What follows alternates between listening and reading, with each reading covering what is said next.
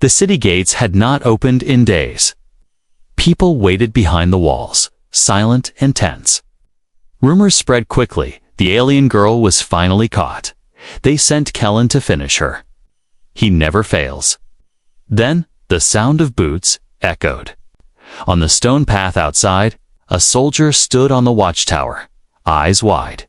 "He's coming," he shouted. Everyone rushed to the gates. Soldiers, council members, market vendors, everyone wanted to see it with their own eyes. The large steel gates groaned as they opened, revealing a man in a dirty brown cloak walking slowly. It was Kellen. He looked tired. Blood stained his armor. Dust covered his skin. But it wasn't him that made the crowd go silent. It was the figure. Walking behind him, a girl. Alien, slender, quiet, with strange markings on her silver-blue skin. Her wrists were bound, but her eyes were calm. She didn't look defeated. She looked alive. Gasps filled the air. Someone screamed. Soldiers pointed their guns. A child cried and hid behind her mother. One man shouted, "That's her. That's the one. Kill her now." Kellen raised his hand. "Don't shoot," he said firmly. A soldier stepped forward. "Sir, you were ordered to kill her." The council gave the order. "Why is she still breathing?" Kellen looked straight into the man's eyes. "Because she didn't do it." The words fell like a stone into a quiet pond. The councilman, a tall and proud man named Harvin, pushed through the crowd. His voice was sharp. "Kellen, you defied a direct order. That creature is responsible for the deaths of 42 people. Are you saying you know better than the council?" "I saw the truth," Kellen replied. Harvin's face turned red. "You were told to end her. That was the deal. We gave her a trial. She ran. Now you bring her back like a guest." "She didn't run," Kellen said. "She was hunted. Exiled by her own people, framed, and we believed the lie."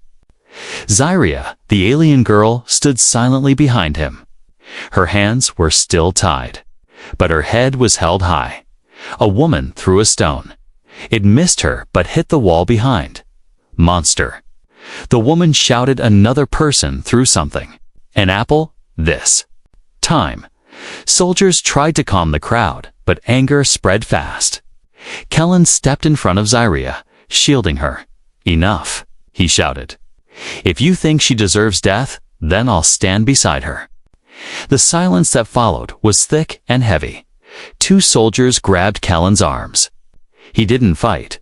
Zyria looked at him, confused. "You knew this would happen," she whispered. "I did," Kellen said quietly, "but I couldn't let them." "Kill you." Harvin stepped forward again. "You will be judged, Kellen. Both of you. Take them to the holding cells." As the guards led them away, people kept shouting. But not everyone joined in. A few just watched. Some looked uncertain. Some even looked.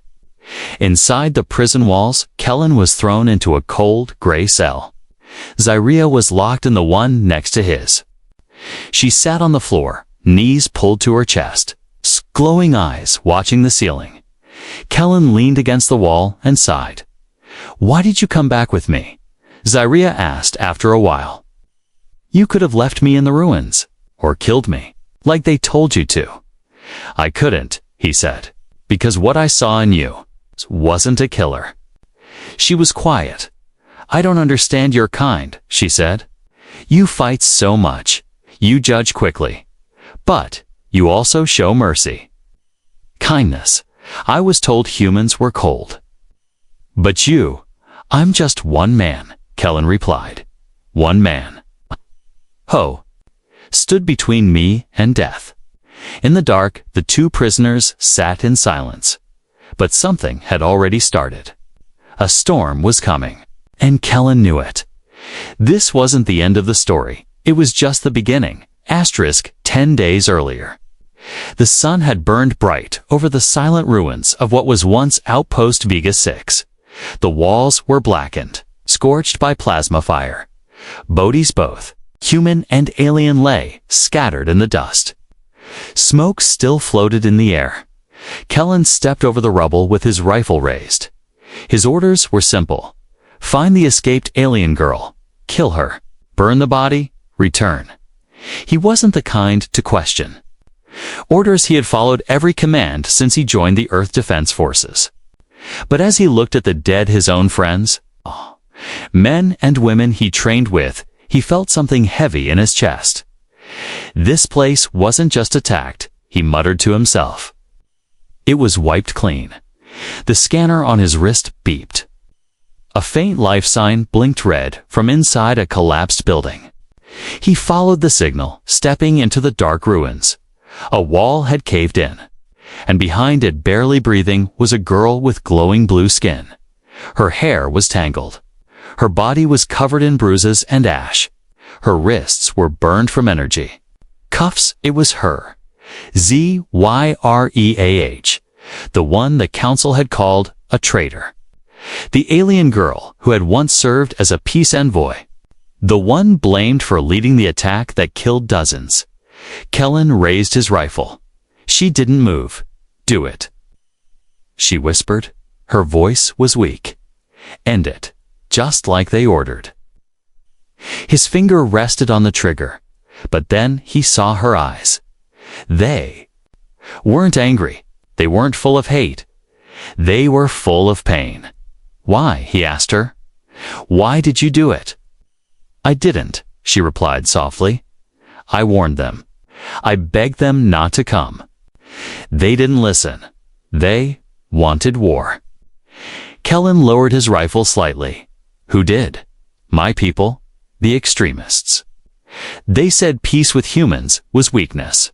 I said, no. I refused to join, so they blamed me. She coughed. Blood touched her lips. They told your council I betrayed them. But I was the one they exiled. They left me here to die so no one would believe me. Kellen looked around the wreckage again. He saw no alien weapons, no signs of a full attack, only blast marks from human turrets that had been turned inward. Your people didn't do this, he said, stunned. Our own defenses.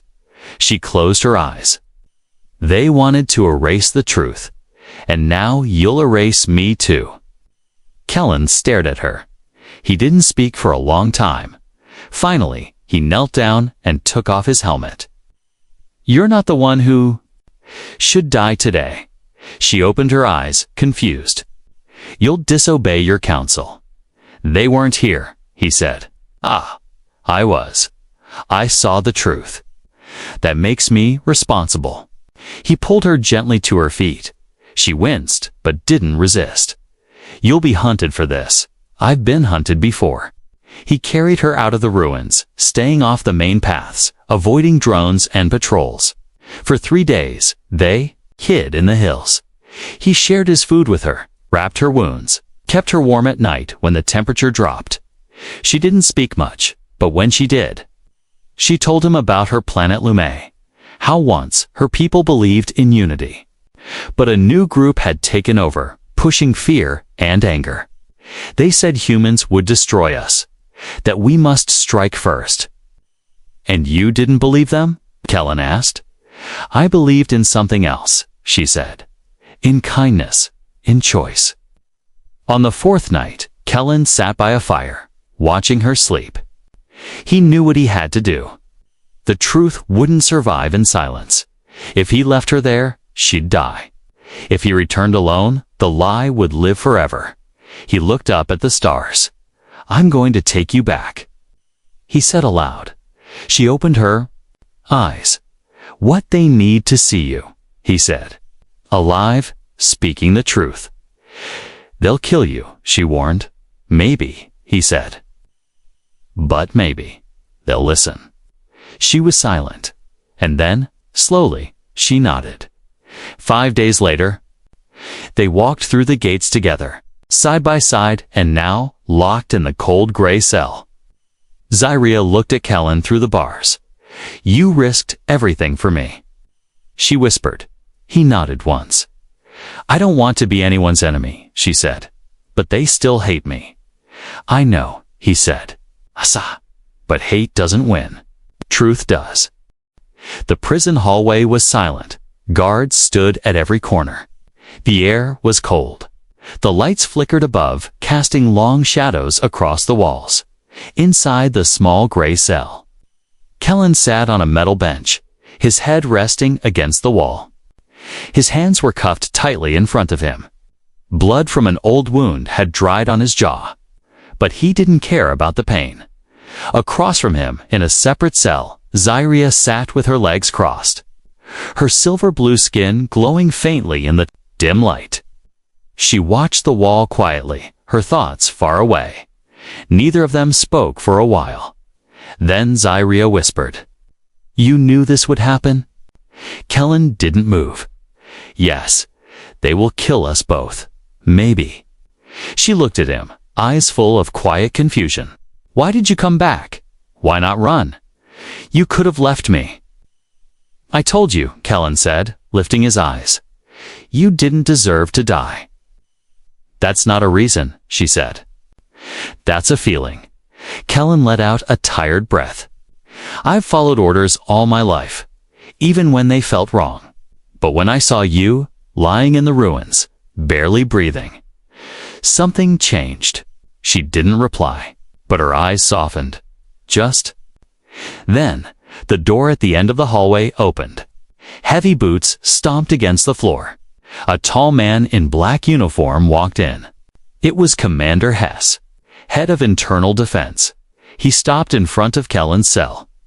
"You've made quite the mess, Captain," he said coldly. Kellen stood up. "I told the truth. You brought back a criminal. You disobeyed a kill order. You walked her through the Capitol like a parade."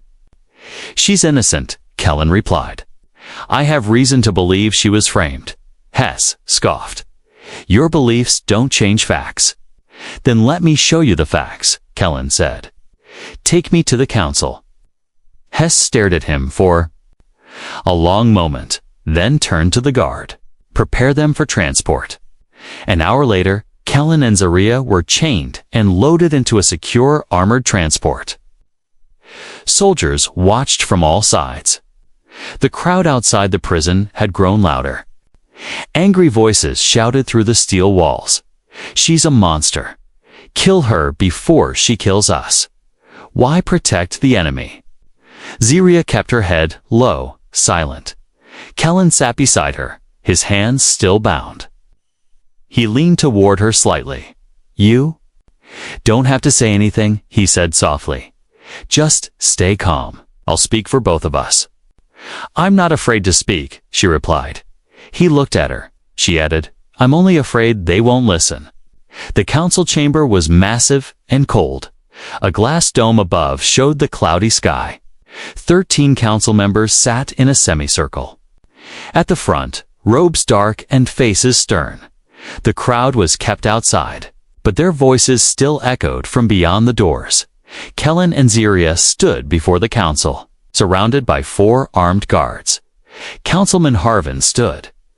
"Captain Kellen, you stand accused of disobedience, treason, and harboring an enemy of humanity. What do you say in your defense?" Kellen stepped forward. "I say this: Zyria is not our enemy." Gasps filled the room. Harvin raised a hand. "You would defend an alien accused of mass murder." "She didn't attack Vega 6, Kellen said. "She was left there to die. I found her wounded. She told me what really happened, and you believed her?" "Yes, because I saw the evidence with my own eyes. Our defense turrets were turned inward." "It wasn't an alien assault, it was a cover-up." Another councilwoman asked, "Are you accusing our own people?" "I'm accusing someone of hiding the truth, and I plan to prove it." Harvin laughed dryly.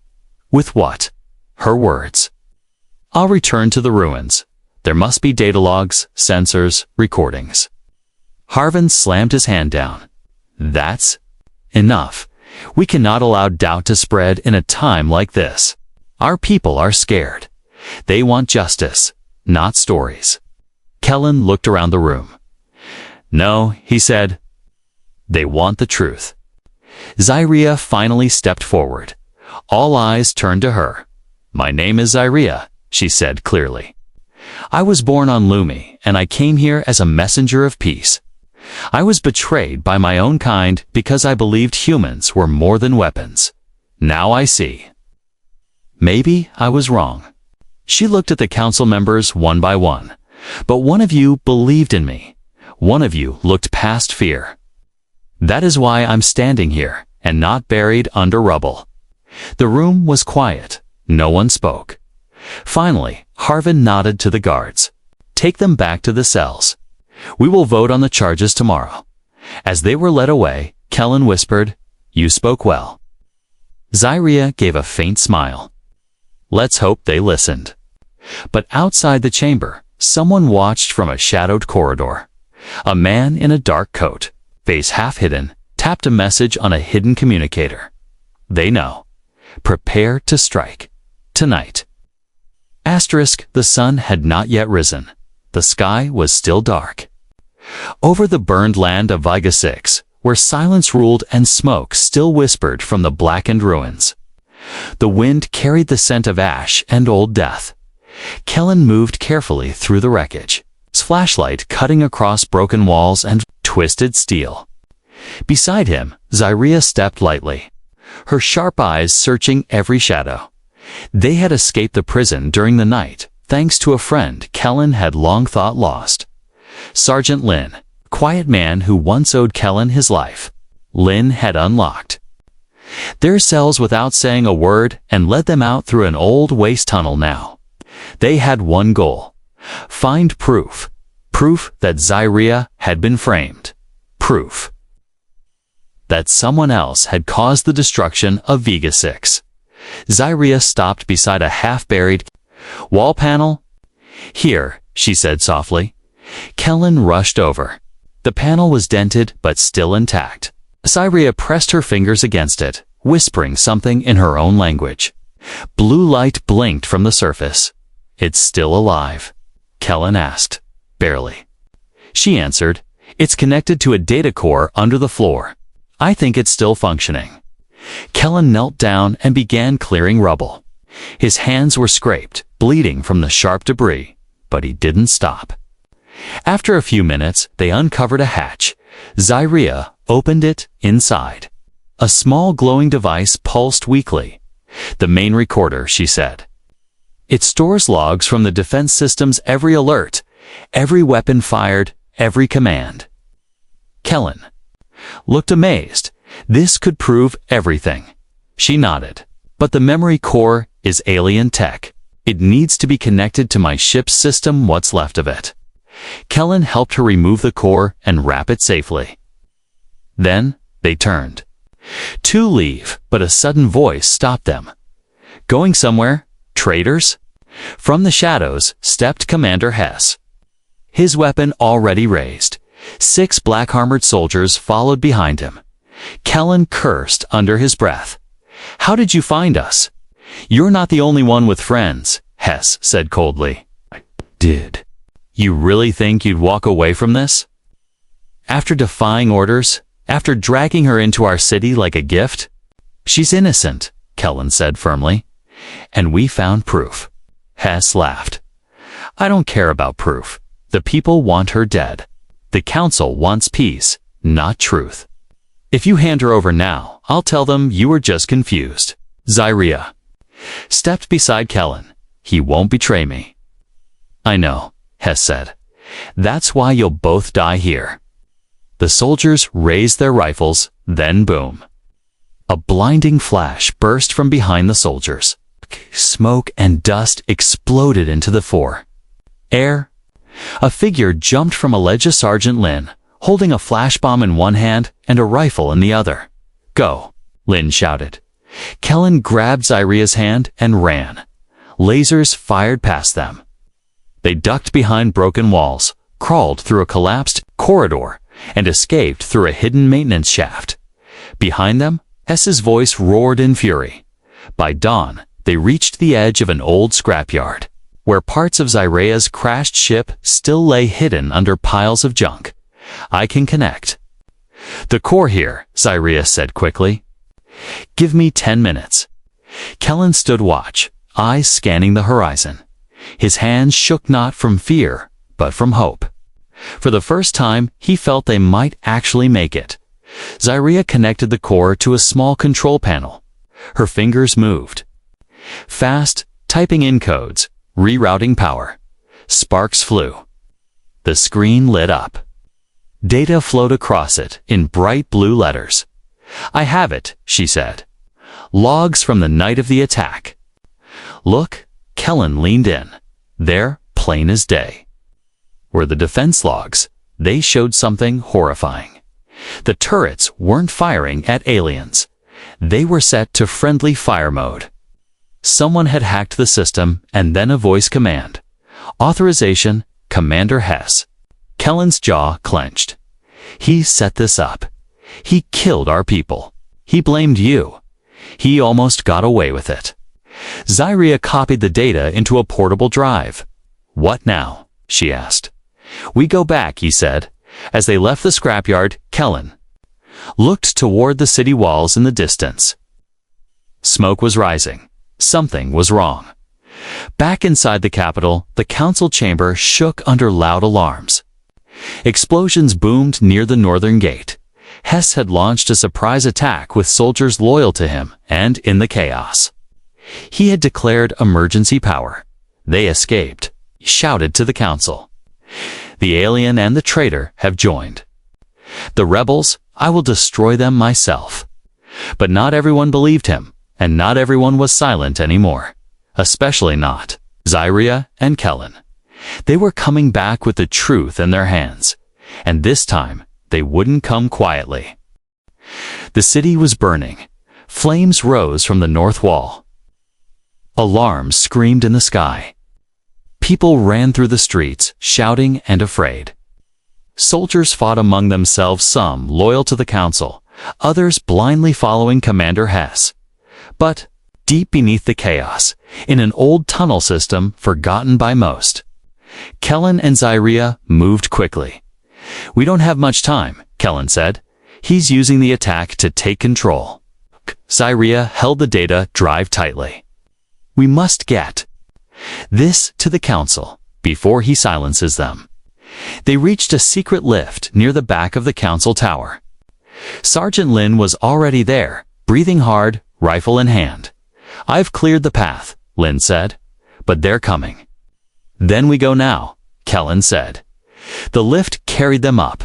The air grew tense. Zira stared at her reflection. In the steel wall-bruised face, torn robes, glowing eyes full of fear and strength. The council chamber was already in session. 12 members remained. One had gone missing, Harvin, the most vocal opponent of Zyrea's return. Most of the council was panicked. Reports from outside were unclear. Hess had claimed Kellen and Zyrea were helping rebels. He had called for emergency law. Marshal. Rule. Then the side doors burst open. All eyes turned as Kellen and Zyrea walked in, with Lin close behind. Stop them. Someone shouted, but Councilwoman Ishra, an older woman with silver hair, raised her hand. Let them speak. Zyrea stepped forward first. She held up the drive. This, she said, is the truth. Within minutes, the room was darkened. A large screen lit up. Zyrea connected the drive. Blue light filled the air as logs, timestamps, audio files, and turret codes appeared one after another. Everything was shown. The hacked turrets firing inward. No alien ships near Vigo 6. The voice command to activate the attack. The name behind it? Commander has silence. The entire chamber was still. Councilman Jorek stood slowly. These are real. They came from the outpost's data core, Kellen said. Zyrea helped me recover them. Another member asked, why would Hess do this? Zyrea answered, because peace scared him more than war. The door slammed open. Hess stood there, furious, flanked by black armored guards. His eyes burned with rage. "Don't believe their lies," he barked. "She corrupted him. He's weak. She's a killer. Enough." Councilwoman Ishra shouted, "We've seen the proof." "You think the people care about your proof?" Hess sneered. "They want blood. She'll never walk free." "I will," Zyria said softly, stepping forward, "because I must." Chamber held its breath. "I did not come here to destroy. I came to learn, to help both our peoples grow closer. I was punished for that. I was almost killed. I still may be. But today, I speak as someone who believes humans are not just warriors, but protectors of justice." Kellen looked at her. Proud, she continued. "And even if you kill me, the truth is out." Lies don't last forever. The council voted. One by one, each member said their choice aloud. Not guilty, not guilty, not guilty. By the end, all 12 had voted the same. Zyria's chains were removed. She stood in the middle of the room not as a prisoner, but as a survivor. But outside, things were still not calm. A huge crowd had gathered. Screens around the Capitol showed the trial. The people saw it all. Some watched with shock, others with anger, but many with quiet shame.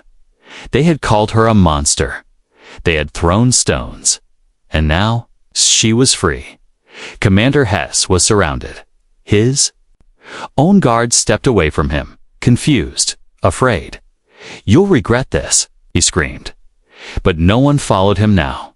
He tried to run, but Sergeant Len caught him with a hard punch that sent him to the ground.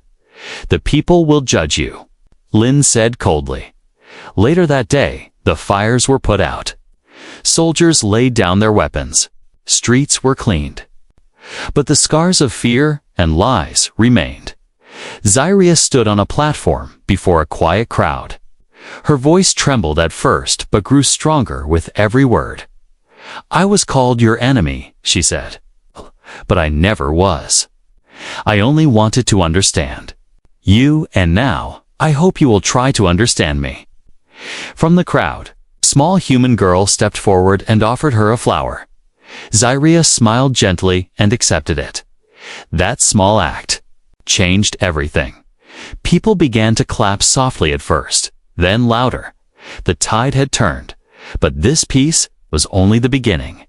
There were still enemies in the shadows, and Zyria still had no home to return to.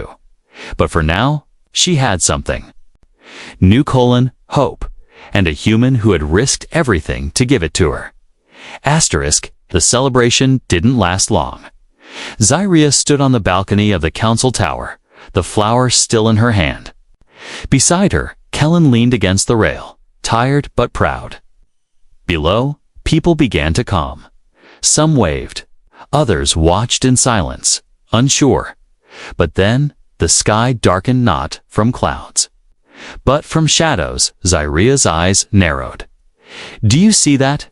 Kellen looked up. A black shape flew across the sky fast and low. Then another. Then 5 more. Suddenly, boom. An explosion rocked the far side of the Capitol. Smoke and fire burst into the sky. Screams filled the air. Alarms howled. "It's an airstrike." Someone shouted from the guard tower. "We're under attack." Zyria's hands tightened around the railing. No, that ship's from my world." Kellen turned to her, eyes wide. "Your people?" She shook her head, voice filled with fear. "Not my people. The extremists." In the chaos, the council members were rushed to safety, but Zyria refused to run. "This is because of me," she said, standing tall. "No," Kellen said, pulling her back. "This is because of them. You warned us. We didn't listen soon. Enough." The Capitol's defense cannons rose from the walls, firing into the sky. Explosions lit the air. But more enemy ships came, dark, and deadly. They shot energy blasts that tore through buildings. Kellen grabbed a rifle from a fallen soldier. "We need to protect the evacuation route." The people, he turned to Z. YREAH. She was already arming herself from a nearby supply case. "I may not wear a human uniform," she said, loading a plasma blaster, "but I can fight for what I believe in." Kellen gave her a look of respect. Let's show them what two traitors can do. Down in the streets, panic had spread. Families hid behind broken walls. Soldiers tried to hold the line. Fire and smoke filled the sky. Then a group of alien ground. Troops landed, all armored with glowing red eyes. They moved fast, shooting anyone in their way. But before they could reach the civilians, Zyria stepped out and shouted something in her own language. The aliens paused. She shouted again, louder. Her voice echoed through the streets. The leader of the enemy squad answered in the same tongue, then raised his weapon. "He says I'm a disgrace," Zyria told Kellen, "and that I'll die first." "Let's disappoint him," Kellen replied. The fight began. Zira moved like lightning, leaping, dodging, firing her blaster with deadly aim. Kellen fought beside her, protecting her flank, taking down enemies with sharp, clean shots. The two moved as one, like they had trained together for years. But then Zyria spotted a young human boy trapped beneath rubble, crying for help. Without thinking, she ran toward him, dropped her weapon, and lifted the heavy beam with all her strength. "Go," she shouted. "Run." The boy scrambled to his feet and ran into his mother's arms. But before Zyria could recover, a Leon soldier raised his blade behind her. Kellen dived forward. The blade cut deep into his arm, but he blocked the strike and tackled the attacker. Blood poured from his wound. Zira turned and saw him collapse. "No," she cried, grabbing him. His face was pale. You're safe." "Yes," she said, voice shaking. "Because of you." He smiled faintly. "Good." They were surrounded now. Dozens of enemy soldiers marched into the street. Zira looked at Kellen, unconscious and bleeding. She looked at the child she had saved. Then at the people hiding in fear. She stood tall, alone. Her hands glowed with alien energy. "You want me?" "Me?" she shouted in her own language. "Here I am." The enemy charged. Zyria unleashed her power, blinding wave of blue light that knocked the front line to the ground. She fought like a storm, her body glowing, her eyes burning with fury and sorrow. Her people had come to kill. She would stand for life. Suddenly, the city's remaining forces arrived: Council Guard, Lynn's unit, and armed civilians who had seen her bravery. They joined the fight. Together, they pushed back the invaders. By sunset, the enemy ships were gone. The streets were quiet again. The fires were under control, but Kellen was still unconscious in the medical center. Zyria sat beside his bed. His arm was wrapped. Machines beeped softly. Councilwoman Ishra entered quietly. "He's strong," she said. "He'll live." Zyria's shoulders relaxed. "You saved a child," Ishra added, "and then risked your life to save this city." "I only did what was right." Ishra nodded. "And because of that, even the people who once hated you now call you a hero." Zyria didn't smile. She only looked at Kellen. He believed in me when no one else did. The trial was over, but something new had begun. Zyria had bled for the humans. She had fought beside them. She had protected them.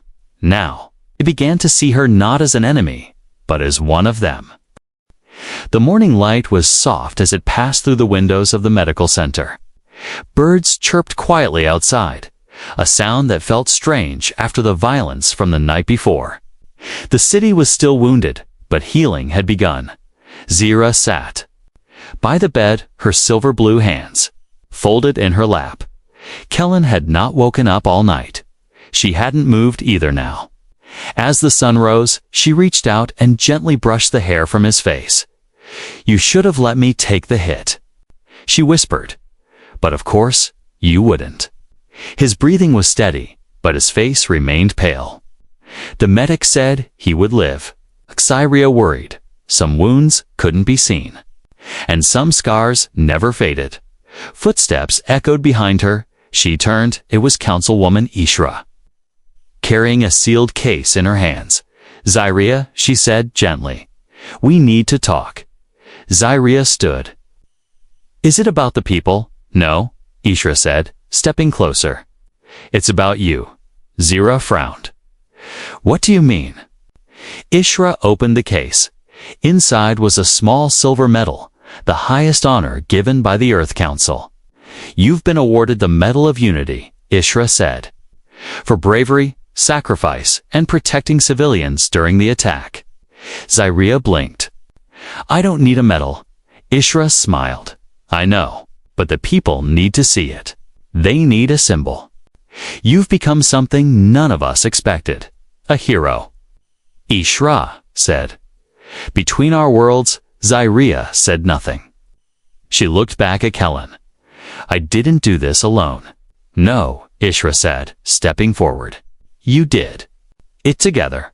And now, ... you have a choice." Xyria turned sharply. "Choice?" "We've received communication from Lume," Ishra said. "Your planet, your ... people." Xyria's heart stopped. What did they say? "They saw the broadcast.